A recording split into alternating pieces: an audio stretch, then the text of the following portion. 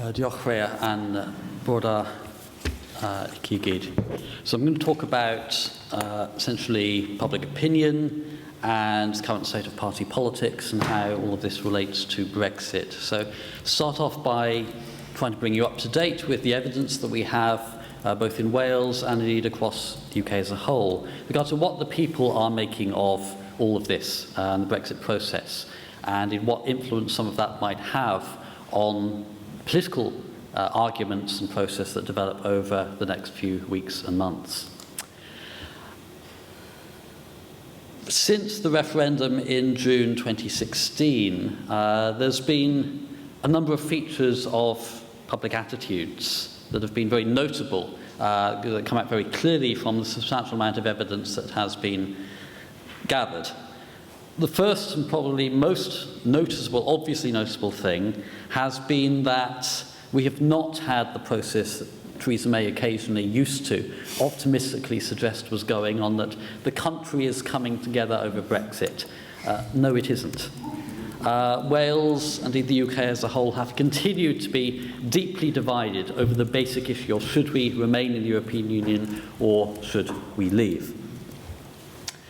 And indeed, that overall division, where we see very little change actually in the fundamental attitude since the referendum more than 3 years ago, reflects substantial consistency of attitudes at the individual level. Sometimes you can see in opinion polls over time that the lines, say in terms of support for a party, or in this case support for Remain and Leave, remain pretty consistent over time, but that aggregate consistency disguises large amounts of individual level churn.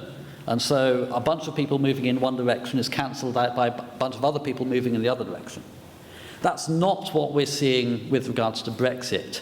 If we look at it at the individual level, the overwhelming majority of people who voted Leave 3 years ago still support Leave. And the overwhelming majority of people who supported Remain 3 years ago are still for Remain. And at the individual level, very few people have changed their minds. Moreover, people's consistency about the basic issue of principle of Remain versus Leave is underpinned by substantial differences in attitudes between Leavers and Remainers about many other aspects of the whole sort of Brexit situation. In particular, we see when we look in detail at the evidence that those who voted for and still support Remain have much, much more pessimistic expectations about what the implications of Brexit will be than those who voted Leave. Leavers are reasonably optimistic about the potential implications of Brexit for their own economic circumstances, about the implications of Brexit for the economies of their communities, for Britain as a whole, for Britain's place in the world, and so on and so forth. Remainers are deeply pessimistic, overwhelmingly, about all of these things. And indeed, if anything, in the 3 years since the referendum, those differences in terms of expectations have grown bigger. And the hardening of attitudes in terms of expectations about Brexit is symptomatic of a broader hardening of attitudes that we've seen. If anything, we're seeing the country not coming together over Brexit, but moving further apart into two even more deeply entrenched camps.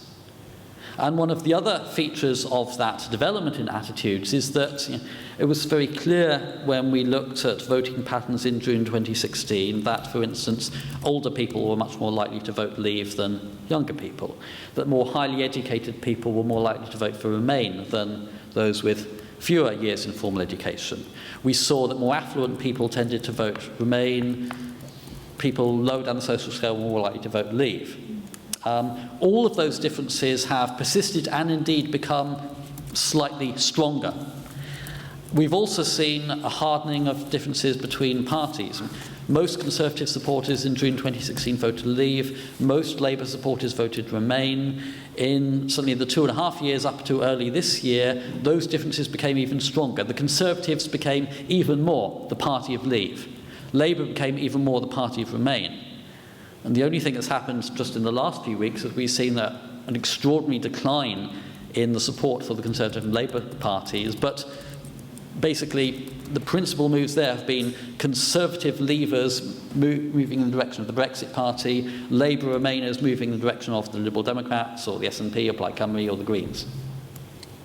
So even in party terms, we're seeing the country becoming more deeply divided. Give you a few illustrations of the very latest evidence here. So first of all, this is a chart of opinion polls conducted in Wales, where we've asked a consistently worded question since July 2016 about the basic issue of Remain versus Leave. And here basically the blue line is people who say they would vote Remain in another referendum. The red line is people who say they would vote Leave. This black line is people who say either I don't know or I would not vote. And the basic picture, well, there's two things here. There's a very modest shift towards Remain since June 2016, such that Remain has been ahead in all of the polls for about, well, getting on for the last 2 years. But secondly, note the modesty of that shift. Basically, the country is still divided almost down the middle. The very last opinion poll conducted about a month ago had just a 4-point gap between Remain and Leave. Overall, we're still very deeply divided, and there's no clear gap between the two sides. Similarly, if we look at some evidence from Britain-wide surveys, this is in a slightly differently worded question. I've taken this from the website of my friend Sir John Curtis, and this is a question run in numerous studies saying, in hindsight, do you think Britain was right or wrong to vote to leave the EU? The top line, this green line, is people saying it was wrong to vote to leave the EU. The blue line is people saying it was right. There's people saying they don't know. We do see over the last couple of years pretty much all of the polls showing a lead for those saying Britain was wrong to vote to leave the EU. But notice how small that gap is in pretty much all of these polls. So overall, a very modest shift towards Remain, but nothing more than that. And still overwhelmingly, the country divided almost down the middle. There is a little bit more consistency in public attitudes when it comes to looking at the withdrawal agreement. We see there that the withdrawal agreement is not very popular, the one negotiated by Theresa May that Rachel was talking about earlier. In the most recent poll in Wales, we gave people 3 options on the withdrawal agreement. Do you support it? Do you oppose it? Or are you unsure? The least chosen option there by a long way was support. Only about 15% of people indicating they supported the withdrawal agreement. And this is symptomatic of, we might say, sort of the decline, almost the collapse in support for compromise.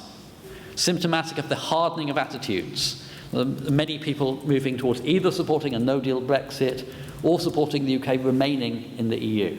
And any sort of compromise ground in the middle is winning very little support. The one thing where we do see overwhelming public consensus, rather unfortunately for Theresa May's government, has been in terms of public evaluations of her government's handling of Brexit. So this is, again, Britain-wide figures taken from John Curtis's site. A question saying, how well or badly do you think the government are doing at negotiating Britain's exit from the EU? This green line is the proportion of people saying badly. You don't have to be a statistical genius to see that that is the line that's been going up. In fact, it's more or less got to the point where it can't go up much further. That's 90%, that little line on the chart there. So the one area in which Theresa May was right, the country is coming together over Brexit, is in believing that her government is doing a really crap job of negotiating that departure. So, to summarise the public opinion evidence, there's really modest change at the most on the basic issue of Remain versus Leave. The country is still deeply divided, and if anything, attitudes have hardened on the issue. Partly because of that hardening of attitudes, there's very limited support for the withdrawal agreement. Pretty much all polls, either in Wales now or Britain-wide, if you give people 3 options, Remain, withdrawal agreement, or no deal, the withdrawal agreement always comes last. And we've seen declining, indeed now, pretty much terminal loss of faith in the UK government's handling of Brexit. So that's the rather unhappy picture of where public attitudes lie with regards to this. And this is the rather unfortunate context in which the Conservative Party is electing our new leader, which I'll come to in a second. But first of all, one area where we do actually see some evidence of change is regards to voting intentions. And in the European Parliament election that was held last month, we actually saw some extraordinary results. So these are the figures in terms of share of the vote in Wales, for instance. The Brexit Party formed just a few weeks ago, coming first with over 30% of the vote. Second place, Plaid Cymru. Third place, Wales' long dominant political party, the Labour Party. The Liberal Democrats in fourth. The Conservatives in a distant fifth place, only just finishing ahead of the Greens in Wales. Across the UK as a whole, we saw the Brexit Party still winning. The Liberal Democrats, who we thought were politically dead and buried, having a resurgence in their support to finish second. The Labour Party, at a time of a deeply unpopular government, the main party of opposition coming a distant third. The Greens coming fourth, again, across Britain as a whole. The Conservative coming a distant fifth. And these are truly extraordinary and in many respects historic election results. I was going to assemble a slide of all of the different ways in which the European Parliament election results were historic, but I ran out of room. So I've had to just give you a few of the edited highlights of the ways in which these were quite extraordinary and historic election results. So, first of all, the Brexit Party, a party that had just been formed a few weeks before, winning a UK-wide election. Nothing like that has ever happened in UK politics before, or anything close to it. The Liberal Democrats coming second, finishing ahead of both the Conservatives and the Labour Party. Again, if we understand that the December 1918 general election, which I don't think anyone here in this hall will remember, was a special case, then this is the first time the Liberal Democrats or their predecessor parties have come in the first two in a UK-wide election since December 1910. This is the first time that the Labour Party, which has been dominant in Welsh politics from 1922 onwards, the first time that they have come third in an election in Wales since December 1910. And in December 1910, Labour didn't even stand candidates everywhere. So, this is truly extraordinary stuff. This is the first time ever that the Greens have beaten the Conservatives in a UK-wide election. Again, until basically May this year, pretty much unimaginable that anything like this could happen. The first time the Conservatives have come fifth in a Britain-wide election. Again, nothing like this has ever happened before. And finally, it's worth noting, and we saw back in the spring the launch with some fanfare at least of Change UK, the independent group, or whatever exactly it is they're calling themselves this week. Well, that didn't work too well. It's worth noting that the SNP, who's standing only in Scotland, managed to get more votes than Change UK did standing right across Britain. Says something about the political success of the SNP, but also about the abject failure of Change UK. But beneath all of these extraordinary numbers, I think we see a reflection of the public attitudes data I explained to you a few minutes ago. We see a hardening of public attitudes. This European election happened only 2 years, in fact slightly less than 2 years, after a UK general election that had apparently seen the resurgence of two-party politics, the Labour and Conservative parties becoming dominant once more. And then in this European Parliament election, the Conservatives and Labour Party put together could not get a quarter of all the votes cast. And what we saw was strong supporters of the UK leaving, maybe without a deal, going to overwhelmingly the Brexit Party on one side. And on the other side, we saw the Labour Party's ambivalent position on Brexit, seeing it losing lots of support to the Liberal Democrats, to, in some cases, the SNP in Scotland, Plaid Cymru in Wales, to also the Greens.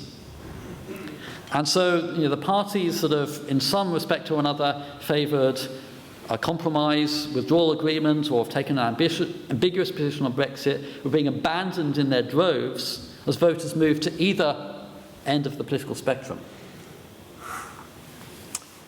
And that has produced these really extraordinary, historic election results.